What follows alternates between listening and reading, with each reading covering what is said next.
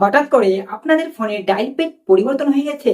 কেউ ফোন করলে সেটা রিসিভ করতে বিরক্ত লাগছে, আবার ফোন করতেও বিরক্ত লাগছে।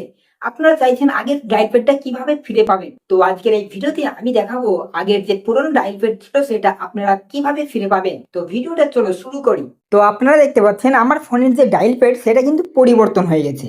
তো দেখতে পাচ্ছেন কত মোটা মোটা লেখা হয়ে গেছে। এটা কিন্তু একদম আমার ভালো লাগছে না। তো আমার যে আগের ডায়াল প্যাড ছিল সেটা আমি আবার করে নেব। তো আপনারা কিভাবে করবেন সেটা দেখে নিন। তো আপনারা এখান থেকে ব্যাক করবেন। এখান থেকে আপনারা আপনাদের ফোনের যে প্লে স্টোর আছে সেই প্লে স্টোরে চলে যাবেন। এখানে এসে আপনারা সার্চে ক্লিক করবেন এবং সার্চে আপনারা লিখবেন ফোন, PHONE, ফোন লিখে সার্চ করবেন। সার্চ করলেই আপনাদের সামনে এই যে অ্যাপটা রয়েছে ফোন, এই গুগল LLC এটার মধ্যে প্রবেশ করবেন। তো ক্লিক করার পর আপনারা এখানে দেখতে পাবেন ওপেন আর এখানে আনইনস্টল।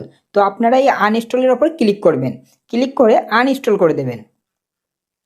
তো আনইনস্টল হয়ে গেলে আপনারা দেখতে পাবেন এপাশে আপডেট রয়েছে আর এই পাশে ওপেন। এখন কিন্তু আমাদের যে আগের ডায়াল প্যাড ছিল সেটা হয়ে গেছে।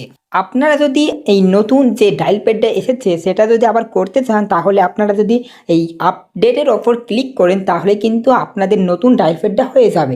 আর আনইনস্টলের ওপর ক্লিক করলে আপনাদের পুরনো ডায়াল প্যাডটা হয়ে যাবে।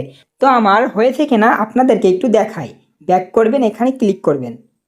দেখতে পাচ্ছেন আমার যে পুরনো ডায়াল প্যাড ছিল সেটা কিন্তু হয়ে গেছে এবং কত সুন্দর লাগছে। তো এই ফোনের ডায়াল প্যাডটা পরিবর্তন হওয়ার কারণ হচ্ছে আপডেট এসেছে। আমাদের এই ফোনের যে গুগল LLC এটাতে আপডেট এসেছে।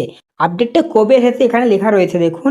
লাস্ট আপডেট 18ই আগস্ট 2025 সালে এই আপডেটটা আসার কারণে আপনাদের ফোনের যে ডায়াল প্যাড আছে সেটা পরিবর্তন হয়ে গেছে। তো আশা করছি আপনারা বুঝতে পেরেছেন। তো ভিডিওটি ভালো লাগলে একটি লাইক করুন। চ্যানেলে নতুন হয়ে থাকলে চ্যানেলটাকে সাবস্ক্রাইব করে পাশে থাকুন।